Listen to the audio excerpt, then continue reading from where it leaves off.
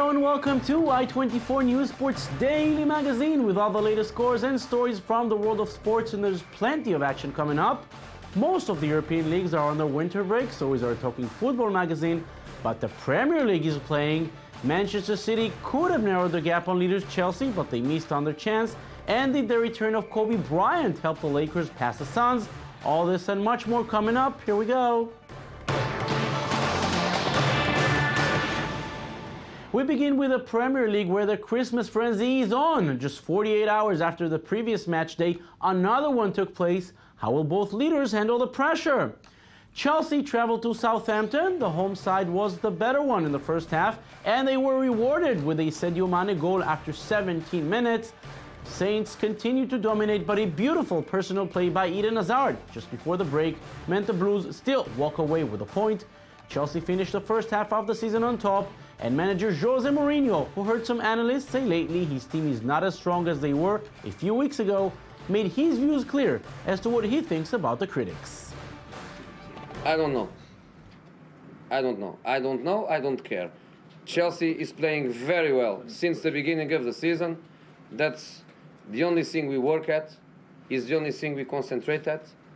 We are top of the league in the end of the first round because we deserve and because it's a consequence of what we did. And in the second part of the season, we are going to try to do exactly the same thing. I'm so happy with my players. Tomorrow day off, they deserve a lot. And against Tottenham, we will be there again, trying to get a good game and a good result. When the game at Southampton ended, it was halftime in Manchester, where City was leading 2-0 against Burnley, and everything seemed to indicate the gap at the top would be narrowed to just 1 point. Somehow it did not happen, despite Silva and Fernandinho putting the citizens up on top in the first half, and despite the rival being one of the weakest teams in the Premiership. Burnley managed to come back after the break, the game ending in a 2-all draw, City missing on a golden opportunity, and manager Manuel Pellegrini had to find the excuses. I can explain, of course I can explain. Football has a lot of things that decide the score. Maybe we play well in the first half, we were 2-0 up. But after that, at the minute of the second half, Burnley scored in a clear offside goal. After that, they rebound, they scored the second one. In other results from the Premier League, there were no goals in the match between Tottenham and Manchester United. West Ham lose at home in the London derby against Arsenal, and the bad times continue for Everton as they lose for the third straight time. This time it was 3-2 in Newcastle. One more match will be held tonight when Liverpool hosts Swansea.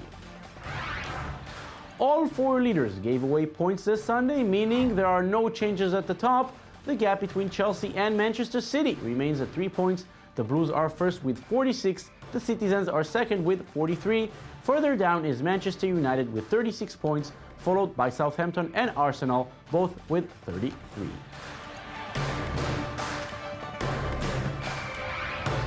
And we're joined now in the studio by football analyst Yoav Borovic and Michael Friedman, who takes a close look at the British media. Hello, gentlemen. Hello. Yoav, I'm going to start with you, and I will agree with anyone saying you do not win championships in late December, but you can regret things you do in late December. One of them is losing 2 points at home to Burnley when you lead 2-0 at halftime. You want to be champions, that's a game you have to win. Have to win. Of course, great opportunity for City, really, after Chelsea drawing against Southampton, going against Burnley at home, the second worst team in the league, leading 2-0, and still not being able, after 6 consecutive victories. They knew that Chelsea already lost points. That game already ended. But this is football, and this is also why we love football. True. Because nothing is guaranteed. There can always be place for surprises. It was a huge upset, but City are still in the hunt because Chelsea didn't win and Manchester United didn't win. They didn't beat Tottenham. So we have a very close encounter there in the, in the top of the Premier League. And now we heard manager Jose Mourinho saying he's very happy with his team, and you know what, he should. He leads the Premier League. He qualified quite easily to the second round of the Champions League. A 1-all draw in Southampton with a very good season they're going through. Not a bad result. Chelsea is doing fine, and even though it's true that they may not look as frightening as they did about a month ago. True, and we saw this soundbite with Jose Mourinho saying how happy he is, but he doesn't look so happy because he knows, he's a very smart man. He knows that lately Chelsea... I'm very happy. Chelsea, yeah, he doesn't like to face any kind of criticism or any kind of questioning, So he knows that Chelsea are not as good as they used to be. Also, they were better than Southampton, but they also could have lost. And he knows that Manchester City, without their three strikers, without Zeko, Jovetic, and the great Kun Aguero, they're still they're so close to Chelsea. And this is something, with those injuries, think about Manchester City when those players come back, they might be stronger than Chelsea. And also United are on a run. They couldn't beat the Spurs, but, a team with a lot of superstars.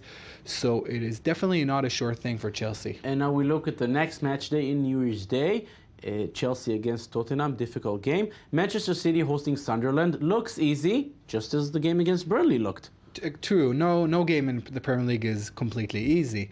And Chelsea Spurs will be a great game because the rivalry there in London, in North London, very attack-minded teams. This year, even Chelsea are playing a more beautiful game. Tottenham always.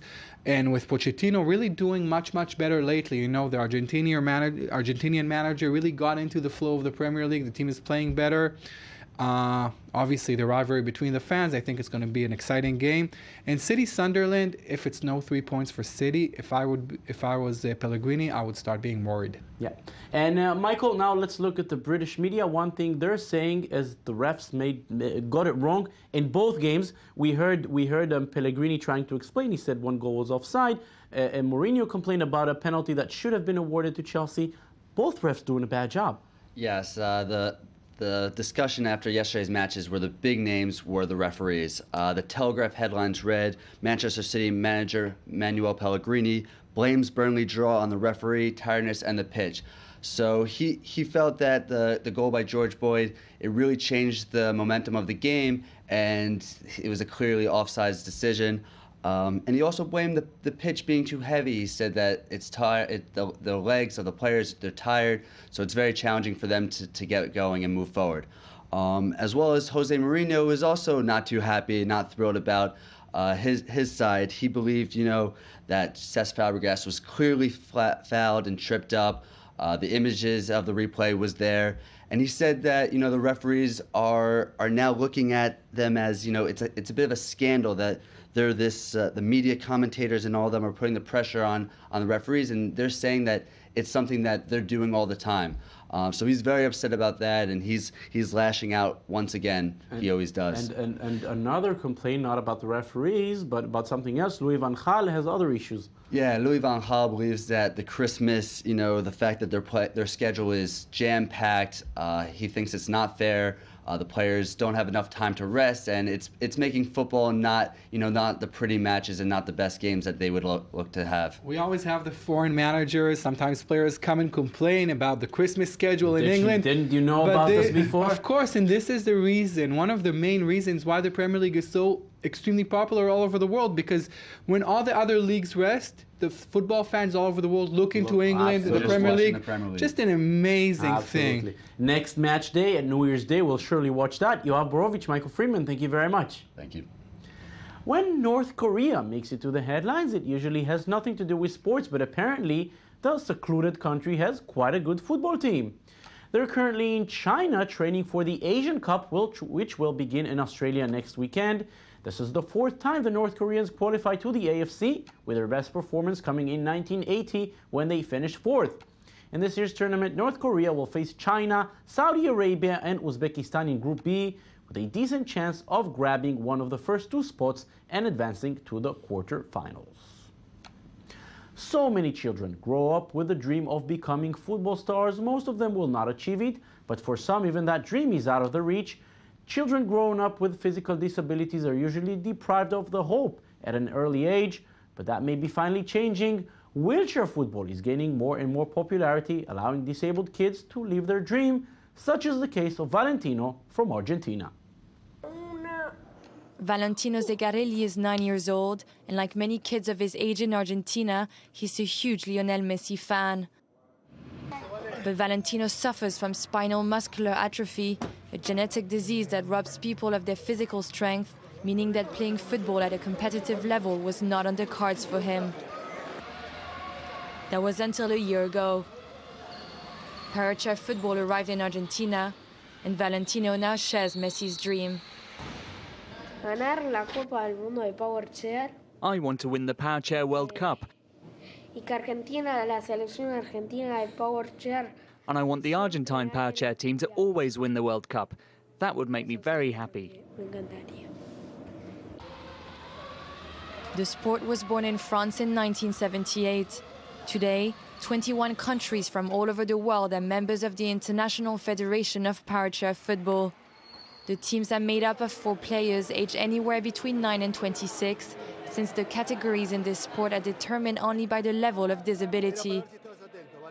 With the help of specially designed wheelchairs that can go as fast as 10 kilometers per hour, the players shoot using a ball twice the size of the one used in conventional football. Gonzalo Villarino coached the Argentine team that won the Blind Football World Championships in 2006. He's now in charge of picking the players for the future Argentina Powerchair football team that will try to qualify for the 2016 World Cup in the United States. We will be competing with Brazil and other teams formed recently. Even if they're a bit ahead of Argentina today, it's still not an unattainable goal. For Valentino, practicing this sport at a competitive level has meant finding new energy to get him through the long hours he has to spend in physical therapy every day. He has so many therapy sessions. He does physiotherapy, hydrotherapy, and power plate every single day. It's the training for an athlete who can't walk. He puts a lot of energy into it because he knows it's the only way for him to remain as he is. But putting a team together is not an easy task given the high price of the wheelchairs, $7,000, the logistical issues to get the kids to their training, and the lack of financial help from the state. So the Argentine Powerchair Football Association was recently created to facilitate access to the sport and help kids like Valentino achieve something for Argentina that even Messi has failed to do, win the World Cup.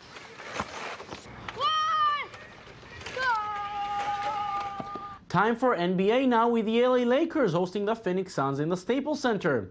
Kobe Bryant returned to play after missing 3 games due to injury. He had decent numbers, 10 points, 8 rebounds, and 7 assists, but also 5 turnovers, including this one, leading to the fast break on the other side.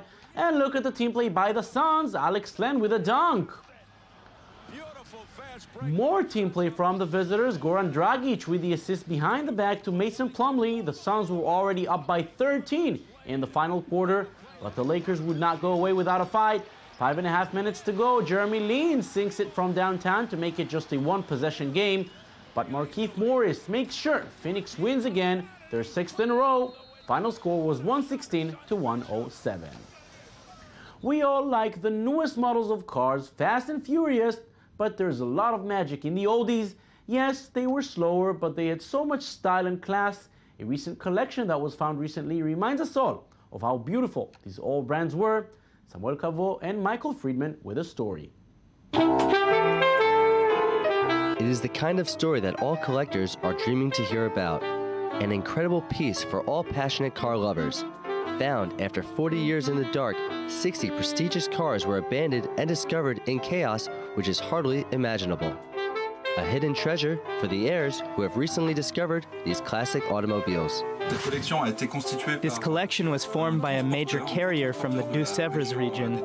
It brought together over 15 years of cars from the 30s to 60s, with cars with special bodies, great prestige, and some rare.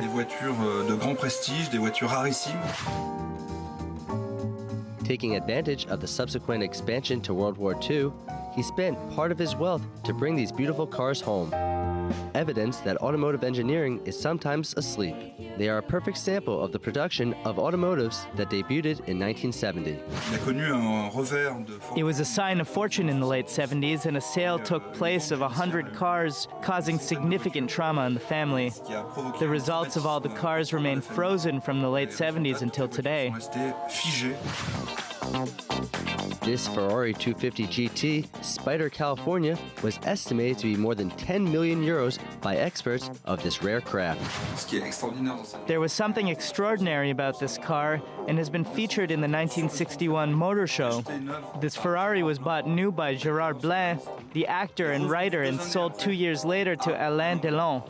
The French actor is sitting with Jane Fonda in his beautiful car during the Les Félins film shooting in France in 1964. Another exceptional car is one of only 3 left from production, the A6G Maserati Grand Sport 1956, which was also found there.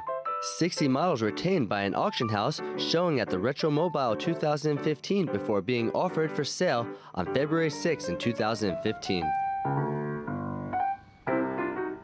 Beautiful indeed. That's it for us today. Don't forget you can watch this and every other show on our website at i24news.tv.